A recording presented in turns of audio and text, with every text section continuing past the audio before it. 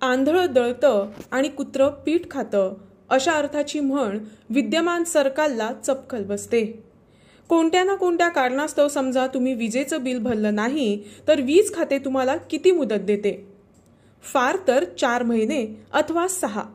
पण आम्ही तुमच्या पुढे एक असं प्रकरण आणतोय ज्यामध्ये गेल्या 6 वर्षाहून अधिक काळ विजेचं बिल भरलं नाहीये आणि ते सुद्धा कोणी तर राज्याचे कायदे ज्यांच्या कार्यालयात संमत केले जात आहेत त्या कार्यालयानं।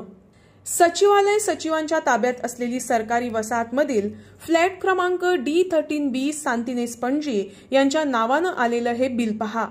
तब्बल 49,949 रुपयांचं हे बिल। आता तुम्ही म्हणाल यात आश्चर्य ते काय? तर दर्शक हो, आम्ही तुम्हाला हे दुसरं बिल दाखवत आहोत। हे बिल आहे सार्वजनिक बांधकाम खात्याचं पाण्याचं बिल।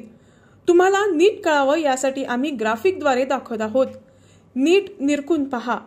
हाऊस क्रमांक D13B वीज बिलावर नाव दाखवलं जातंय सचिवालय सचिव, तर पाण्याच्या बिलावर नाव दाखवलं जातंय शेखर मयेकर आणि हे बिल आहे 22,248 रुपयांचं। त्यामुळे या ठिकाणी पहिला प्रश्न असा की एकाच घराला 2 वेगवेगळ्या नावानं सरकारी बिलं दिली जातात का? आणि दुसरा महत्त्वाचा प्रश्न, 50,000 रुपयांचं बिल थकीत असतानाही वीज खाते कोणतीही कारवाई का करत नाही?